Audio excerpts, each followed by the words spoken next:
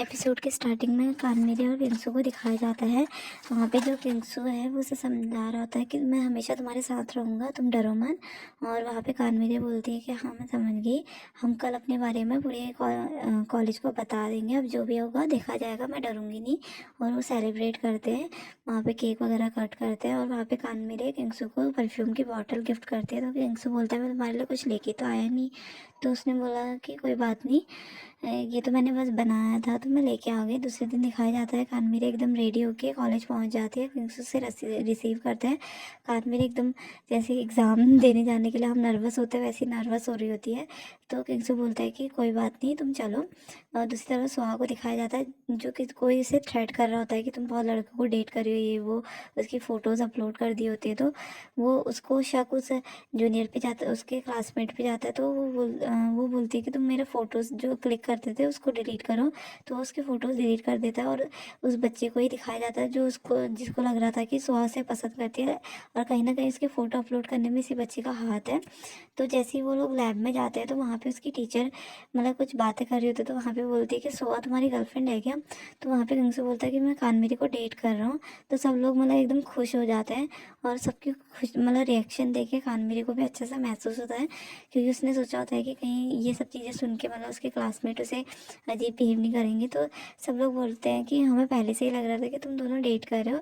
तो फिर वहाँ पे जो हमारे सुहा और किंगसू है वो दोनों बाहर आ जाते हैं और वो बोलते हैं कि हम दोनों लंच पे चलेंगे, और दोनों लंच पे चले जाते हैं।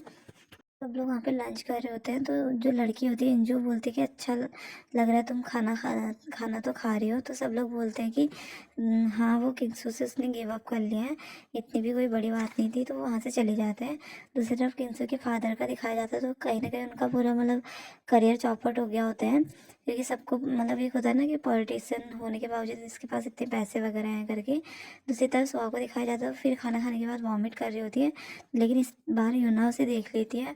और वो जो दूसरी लड़की होती है उसने भी देख लिया था। वो दोनों बोल रहे होते हैं कि हाँ हम सोचे कि इतनी पतली है कैसी है, तो खाने खाने के बाद सीधे वॉमिट कर लेती है और पतला होने के लिए क्या क्या करती है, ये सब बातें कह रहे होते हैं। सुहा भी ये बातें सुन लेती है अंदर से। तो वो सब बातें कर रहे होते हैं, तो कानमेरे वहाँ से गुजर रही होती है, कानमेरे उनकी बातें सुन लेती है। तो कानमेरे से डिफेंड करती है कि नहीं नहीं, सुहा का ना पेट में दर्द रहता है तो शायद इसलिए वो वॉमिट करे। तो बोलते हैं तुम गलत समझ रही हो, वो है ही ऐसी, वो बस पतला होने के लिए वॉमिट कर रही है। तो सुहा बाहर आती है और कानमेरे को देखते वहाँ से चले आती है। तो कानमेरे उसके पीछे जाती है तो बोलती है तुम्हें मुझे बचाने की कोई ज़रूरत नहीं है। तो बोलती मैं अब सब समझ गई हूँ, और जो तुम बोलती थी ना मैं किंगसू के लायक नहीं हूँ, मैं किंगसू के लायक हूँ। अब जो भी कुछ तुम बोलती थी, मैं उस चीज़ को कोई भी चीज़ों को नहीं मानती हूँ, और मैं अब किंगसू के साथ ही रहूँगी और उससे हमेशा प्यार करूँगी। तो जो वहाँ पे यूना लोग होते हैं जैसे लैब में आते हैं तो उसकी दोस्त से बोलते होता है, सुहा की दोस्त से, तुम्हें पता नहीं कि तुम्हारी दोस्त खाना खाने के बाद सीधे वॉमिट कर देती है, इसलिए वो इतनी पतली है। तो सुहा फिर वहाँ से उससे फिर से गलतफहमी हो जाती है कि उसी लड़के ने उसकी फिर से फ़ोटो क्लिक कर दी। तो उसके फ़ोन को चेक करते हैं तो बोलते हैं हमारा आज लास्ट डे था तो इसलिए फ़ोटो क्लिक कर रहे थे, तुम्हारी फ़ोटो नहीं क्लिक करी है। तो वहाँ पे वो बोलते हैं कि तुम जो समझती हो ना कि जो गंदा समझती हो, इतना गंदा मैं हूँ नहीं। अच्छा हुआ कि किंगसू ने तुम्हें चूज़ नहीं किया, कानमेरे को चूज़ किया, वो बच गया। तो उसका दोस्त बोलता है तुम उसके साथ ऐसा क्यों करते हो, वो तुम्हें पसंद करता था।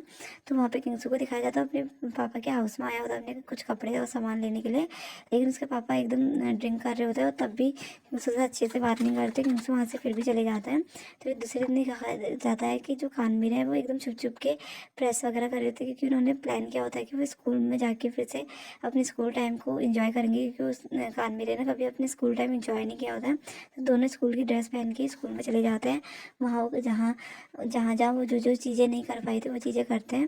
दूसरी तरफ सीनियर लोगों को दिखाया जाता है जहाँ पे बोलते हैं कि सीनियर लोगों से बोलते हैं कि तुम दोनों कल सुहा के चक्कर में लड़ रहे थे। सुहा एक ऐसी लड़की है जो बहुत लड़कों को डेट कर रही थी, और यूना का भी ब्रेकअप उसी की वजह से हुआ है, और जो उसकी बेस्ट फ्रेंड होती है सुहा की वो भी उसकी बुराई कर रही होती है।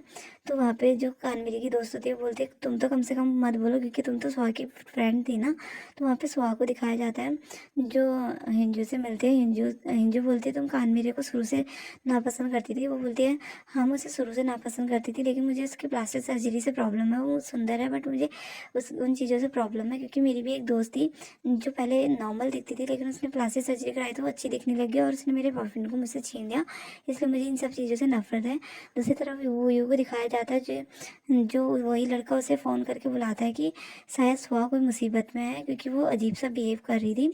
और हमारे किंगसू और कानमेरे को भी दिखाया जाता है जो मूवी देखने के लिए स्कूल की ड्रेस में आए होते हैं, मतलब एक तरह से पूरी वो लाइफ जी रहे होते हैं। तो जैसे वो बस स्टेशन में पहुँचते हैं, वहाँ कोई बस नहीं होती सियोल को जाने के लिए, और वहाँ पे सुहा को भी दिखाया जाता है जो अपनी पुरानी बातों को सोच के बहुत सैड हुई रहती है। उसका जो पास्ट होता है बहुत बुरा होता है, उसने बहुत कुछ झेला होता है अपनी लाइफ में।